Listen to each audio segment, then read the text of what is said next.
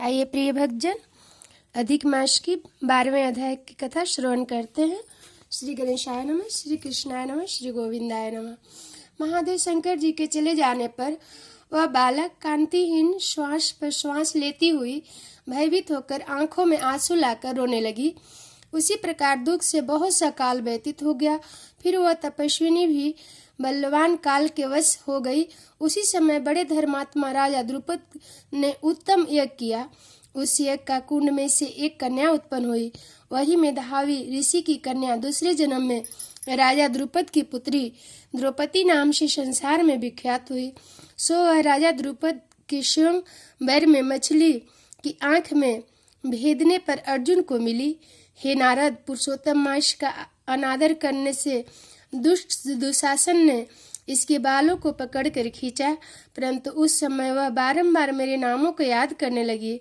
श्री कृष्ण कहने लगे कि यदि द्रौपदी को मैं भूल ही गया था तो भी मेरे स्मरण आई, और हे राजन, मैं तत्काल ही गरुड़ पर चढ़कर आया और अनेक प्रकार से खींचे हुए चीर को इतना बढ़ाया कि दुशासन उसको खींचता हुआ अचेत होकर गिर गया। सदैव मेरे से स्नेह करने वाली पतिव्रता को पुरुषोत्तम मास की अनादर से मैंने भी उसको त्याग दिया।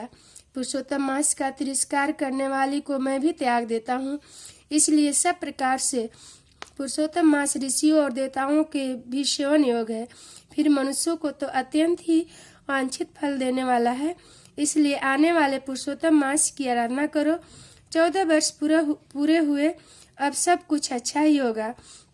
श्री नारायण कहने लगे। इस प्रकार श्री कृष्ण द्रौपदी और पांडवों को समझाकर द्वारिकापुरी जाते हुए बोले, हे राजन, अभी विरह से व्याकुल द्वारिकापुरी को मैं जा रहा हूँ।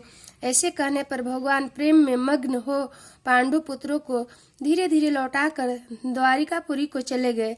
श्री नारायण बोले, श्री द्वारिकानाथ के द्वारिका जाने पर युधिष्ठिर अपने भाइयों सहित तप करते हुए तीर्थों में विचरने लगे। हे नारद, श्री भगवान के प्रिय पुरुषोत्तम मास का मन में धारण कर और श्री कृष्ण का वचन स्मरण कर अपने भाइयों और द्रौपदी से बोले, अहो, आप सबने पुरुषोत्तम मास का महात्म सुना है। पुरुषोत्तम को बिना पूजे कोई सुखी नहीं रह सकता है। इस लोक में वही पूज्य, वही धन्य और वही श्रेष्ठ है जो अनेक प्रकार से भगवान पुरुषोत्तम की पूजा करता है। इस प्रकार सब तीर्थों में विचरते हुए पुरुषोत्तम मास के प्राप्त होने पर विधिवत उसका व्रत करने लगे और 14 वर्ष व्यतीत हो जाने पर श्री कृष्ण भगवान की कृपा से असंकटराज को प्राप्त हुए। इस प्रकार सूर्यवंशी राजा दृढ़ धनवा भी पुरुषोत्तम मास की सेवा से पुत्र और पत्रों तथा अनेक प्रकार के सुखों को भोग कर योगियों को भी अति दुर्लभ भगवान के लोक को गए। श्री कृष्ण गोविंद हरे मुरारी, हे नाथ नारायण वासुदेव। बोलिए कृष्ण भगवान की जय। आप सब इस कथा को जरूर लाइक कीजिएगा।